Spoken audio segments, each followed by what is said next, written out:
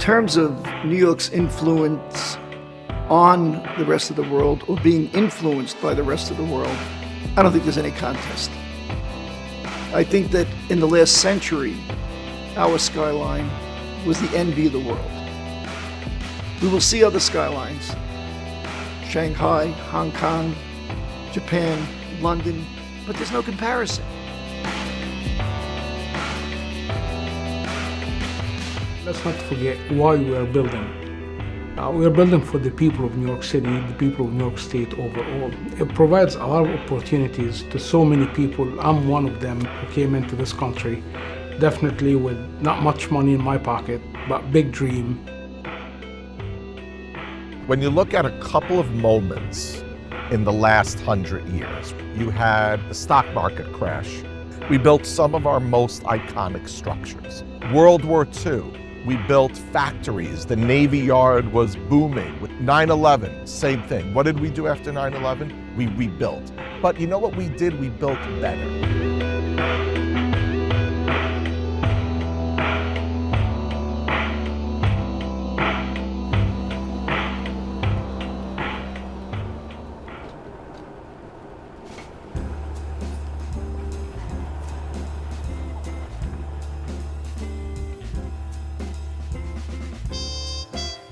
I mean, I could imagine the workmen coming here every day and then going home and telling their families what they were doing.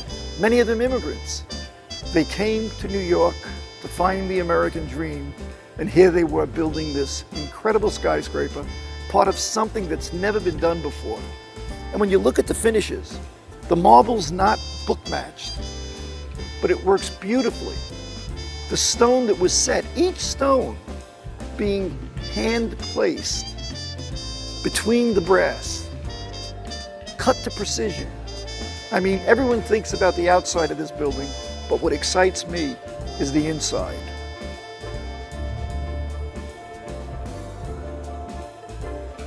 Other cities have preservation efforts, but we have a 400-year-old history, and I think we've managed to keep so many more layers than most. I don't know if it could be done anyplace else. I don't know if the will in New York to rebuild, to honor, and to let the world know you can knock us down, but you can't keep us down. Look at Broadway. Here we are at Lower Manhattan. The Custom House is this magnificent Beaux-Arts building built when the federal government got all its money from taxes on goods coming into the country. It faces an iron fence built by the British around a lawn saved by the Dutch. And you go up the street and you have the oldest building in Manhattan at St. Paul's. You reach City Hall, which was the first city hall built in a park in America. Once you understand all those layers, it just enriches walking around the city. So I think there was an understanding that we were going to build something big. I don't know that we knew how big. We want to have the tallest building in the world in New York. We want to have the best museum in the world in New York. We want to build bridges and tunnels, some of which have never been done before, right here in New York.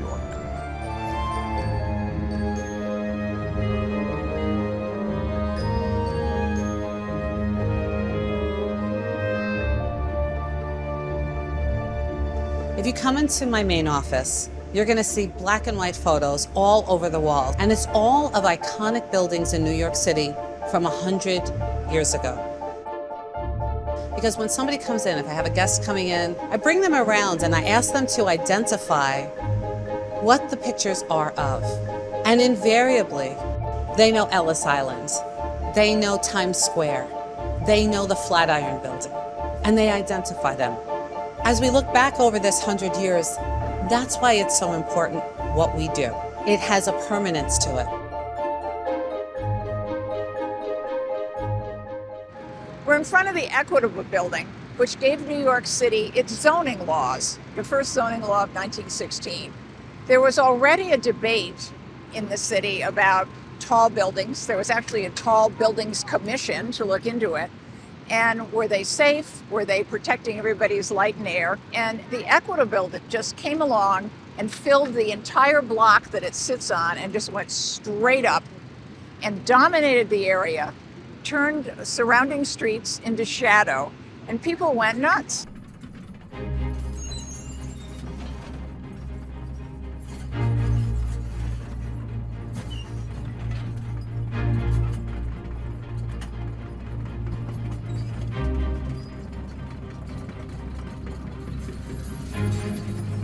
There was a lot of worry about blocking light and views. That continued to mount until 1916, when, in response to the Equitable building, came the first zoning laws, which created setbacks to keep light coming in and do a number of other things that theoretically improved the situation. And it created the wonderful skyline of Lower Manhattan that became familiar to people around the world and that really identified New York as graceful, tall buildings that got narrower and ended in wonderful spires and things on top. And it all started because that building was so massive.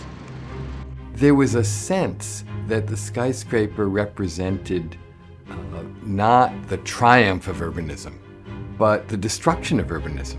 New York that we know today, and pretty much all of Midtown, was just starting to form 100 years ago.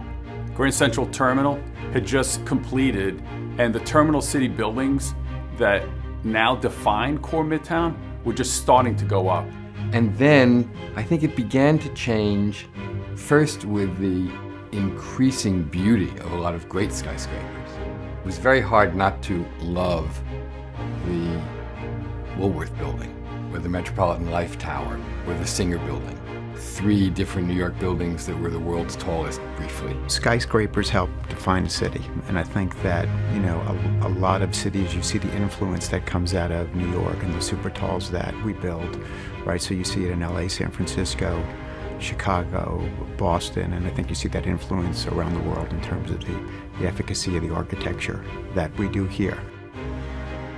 That, combined with the zoning laws that came in after 1916, began to turn things around, and the skyscraper was seen gradually as a more positive thing, as a sign of New York's energy, even a sign of New York's beauty. And you had some great thinkers, you had some incredible families who were part of the legacy of New York. McKissick & McKissick is the nation's oldest Black-owned design and construction firm. The actual incorporation took place in 1905, but our origins actually date back to 1790, when the first descendant of our family came to this country as a slave. He was a slave to a contractor, William McKissick. He was taught the trade of making bricks. He must have gotten really good at making bricks, because at some point we believe he received his freedom from his slave master.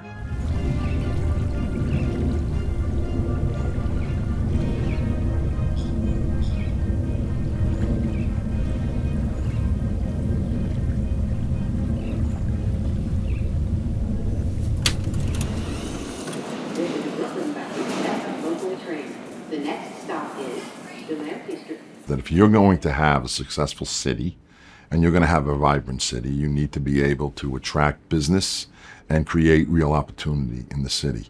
You cannot do that without a transit system that can sustain growth. It's about building the standard of living in your community. I mean, you could be a store owner, you could be anything. There's a professionalism that the industry's developed between the builders, the unions, the owners, and the city on how we can do this in an orderly fashion. All of these critical transportation projects, like LaGuardia Airport, like Moynihan, like JFK Airport, these are all projects that are going to make New York City a much more desirable and favorable place to live and do business.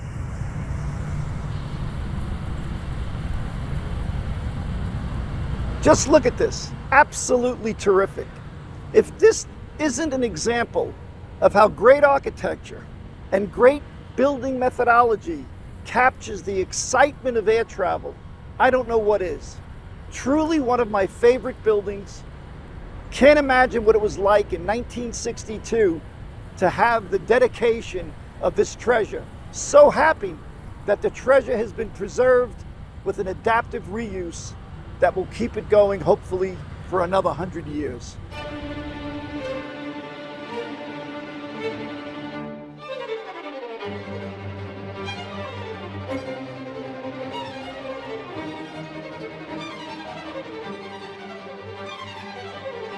TWA terminal was very controversial. It wanted to be restored and it wanted an adaptive reuse. The preservationists loved that building. I love that building. I did my thesis on that building in architecture school. Okay, and they wanted an adaptive reuse. Some of the developers were not for that. JetBlue wasn't interested in an adaptive reuse. The reason we were able to get this off center is I said, look, I'm a preservationist. We've got this done. JetBlue is with us now on adaptive reuse, but for the Port Authority, nobody can make this work unless there's real money spent. And we're running out of time. I says, as chairman of the Building Congress, I'm here because we need jobs. And you have to get this started. And please understand that from a development standpoint, it won't work unless the Port Authority steps up and restores this magnificent, iconic building in JFK. And I think it resonated, and the two parties came together, and the restoration of that building took place, which is really a remarkable building. What happened in those years was an incredible belief in America and in the future, and in the fact that we were making a better world. That was not unique to New York, but it had expressions in New York that were really special. The UN building itself is one of them, Lever House, the Seagram building, a cluster of remarkable skyscrapers that showed the world what architecture could do, what architects could dream of, what they could make happen. In the 60s, it seems, we started to build these huge urban blocks where there were street walls and buildings behind them. You see some of that at Lincoln Center, not so much, but I think the biggest example of that was the World Trade Center, original World Trade Center, where you really had these buildings on a pedestal, where the streetscape actually divided the blocks. Greenwich Street was no longer open.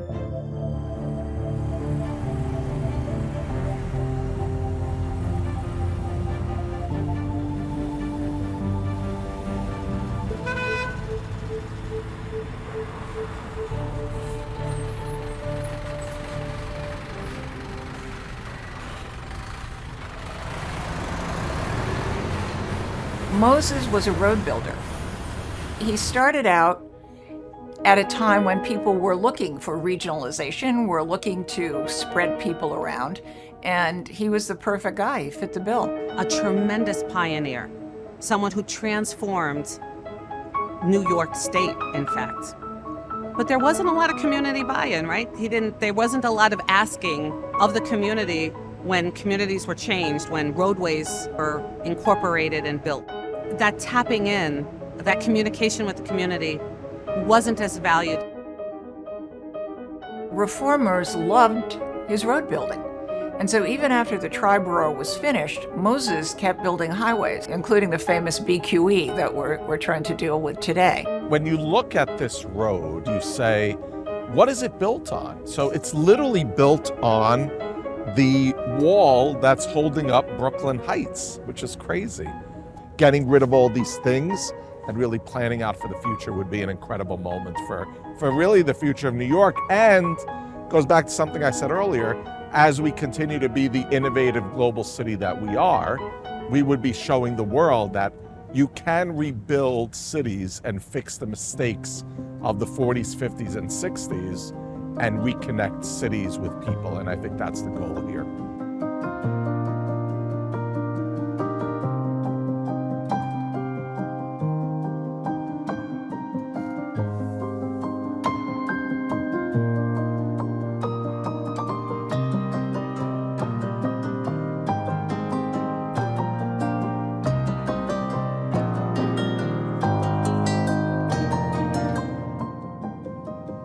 they say it's business, it's not personal.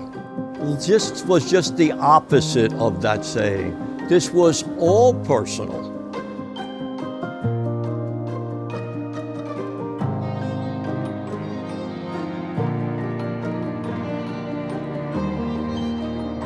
People were fleeing the area. Businesses were considering to move. And the Port Authority of New York and New Jersey, together with the governors of New Jersey and New York, said, we got to move quickly to rebuild what we lost and to honor those perished from that terrorist attack. The idea was very simple. Build it better, have iconic structures. People were literally fleeing Lower Manhattan. And the city as a whole, I remember, people walking over the bridges and everyone was dazed and stunned by what had happened. I was actually working at 7 World and 2 World during that time.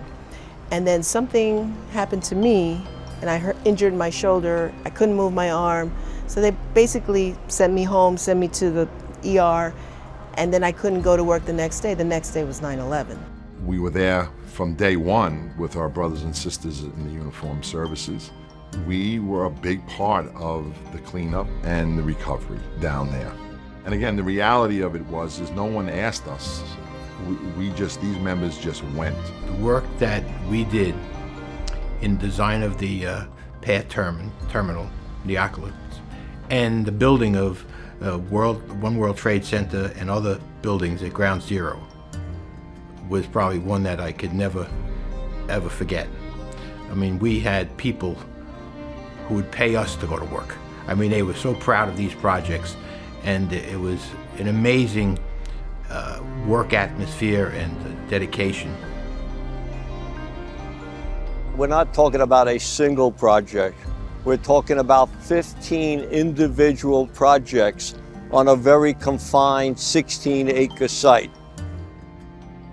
And we're standing in front of the Oculus and the Hub, and that was one of the first projects to start. Those buildings weren't official landmarks, but they were your personal landmarks. The days and weeks afterwards, as people were trying to figure out what to do there was an enormous interest in what was going to be built and how it was going to be built. We built a post 9/11 Lower Manhattan better than it ever had been. We connected communities. We built greener buildings. We built more residential, more schools. So we continue to do better after a crisis. Quite frankly, I thought that there were a lot of things, and I had the ability to work on some of them, and I thought that this will never happen. I never thought Hudson Yards would happen. I never thought the High Line would happen. I never thought the 7 expansion would happen. And they're realities, and we almost can't imagine the city without them. And the city just pushed out all over the place. Cranes were everywhere, new buildings were everywhere. Buildings were being reclaimed.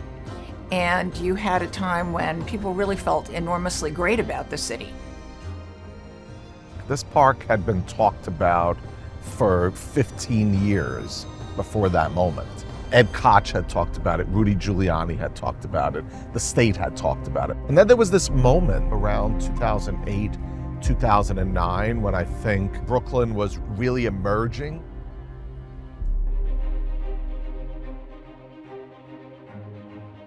Our infrastructures, our subways, our roads, our highways are all vital to having the city grow. New York's gone from 7 million people to 8.5 million people in the last 20 years. And our infrastructure, frankly, hasn't caught up.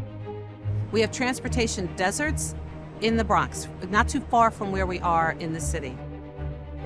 There has to be intentionality and focus and leadership with regard to ensuring that the infrastructure that we have remains in a state of good repair, but that also continues to evolve as we continue to evolve, as our transportation requirements continue to evolve. Been able to bring people from the suburbs, from Connecticut, from Westchester, from Long Island, into New York to these big towers. With the airports close by, really New York being an international city, it was natural that we grew like the way we grew. We built a subway to connect parts of Brooklyn parts of Queens and parts of the Bronx to Manhattan. That was the subway system. 100 and something years later, we are still living in a subway system that connects parts of Brooklyn, parts of Queens, parts of the Bronx to Manhattan. We no longer live that way. For decades, we stopped building infrastructure. The last grand bridge project was the Verrazano in the mid-60s, until only a few years ago when we rebuilt the Kosciuszko Bridge, or we rebuilt the Goethals Bridge, or the Tappan Zee Mario Cuomo Bridge. Problem is, they're all replacement projects. What are we doing to build new? How are we going to accommodate the next influx of 1 to 2 million people? What are the projects that will define the next generation and the next century of New York? We may not know the answer yet, but I know the infrastructure will be at the heart of that story.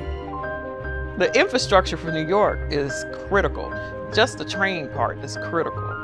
Now when you couple that with the airports, LaGuardia, JFK, Newark, probably the most heavily trafficked airports in the country, they were third world. I think President Biden is the one who said that. He's absolutely correct. We in New York needed to fix that. In New York City, there's only so much real estate. We're not adding real estate. You can't add real estate. So there are structures in New York City that it makes perfect sense to renovate and essentially redevelop. In particular, we are sitting across from Moynihan Station. That is really a graphic illustration, I think, of one of the most beautiful and iconic projects in recent years. It's just a grand setting. It's a very smart approach, given the limited amount of real estate in New York City. And I think that we'll see more and more of repurposing of buildings as our city continues to evolve.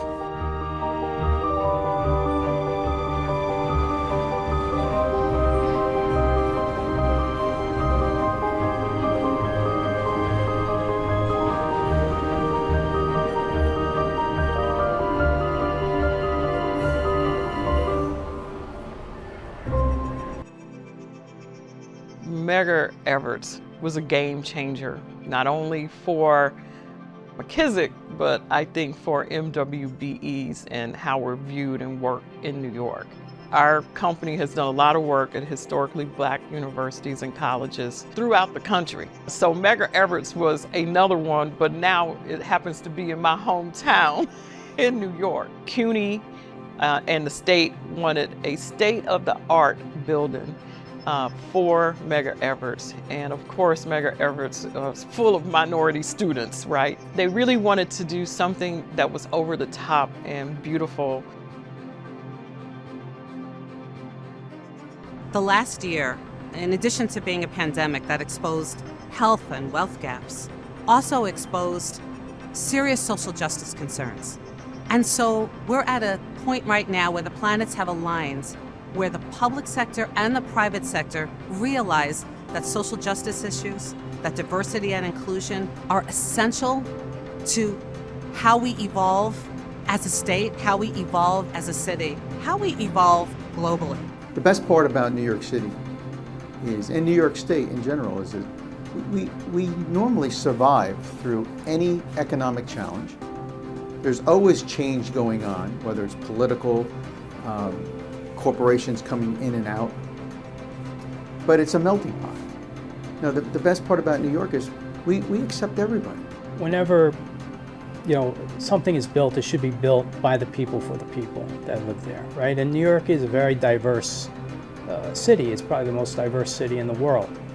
And everybody, every nationality, every level of economic success has led to different additions to everything. There's something to learn from everybody. The more perspectives you have at the table, the more creativity and more innovation you have at the table, and competition. This city is full of competition, and I love the competition. But a lot of times in the past, that competition has been among 6 or 7 firms, right? Not 30.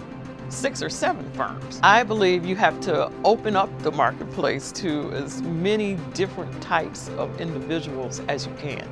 And you'll have more innovation, more creativity, competition, and at the end, you'll have a much better product. If you're sitting in a room with 200 people like yourself speaking the same language, looking exactly like yourself, probably a good idea or 2 ideas will come out of that meeting or out of this conversation. But if you switch it around and you have 200 different voices, 200 different faces, I'm pretty sure that they're gonna come out of this meeting or this conversation many other brilliant ideas. All of the things that have happened in New York over the last 100 years and before have made it the unique cultural, business, industrial place that it is. And it's something that so many are so proud of because so many have touched so many parts of it that it's something that they'll continue to be proud of and continue to work hard to keep it the greatest city in the world. No matter what the bumps in the road, the industry has the fortitude to keep pushing ahead. And when you look back, you say, wow, we really accomplished all of that. But when you're in the process of making it happen, it seems like it takes forever. It'll continue to grow, it'll continue to survive. It has frequency, it has viability of opportunities all the time. And it's the greatest city on earth to build projects, no doubt about it. New York, for me, is the pinnacle of our industry. It's the most complex, challenging, and rewarding environment there is in our business. New York is a demanding place. They demand excellence, and I'm not saying other areas do not, but think of building projects in an urban setting all the time. Think of doing projects where you have to maintain existing facilities all the time. You build a new LaGuardia airport, you still had to maintain that airport. You didn't have a cornfield where you just went out and built a new project. But, you know what Frank Sinatra said, if you can make it in New York, you can make it anywhere. So, this is the place.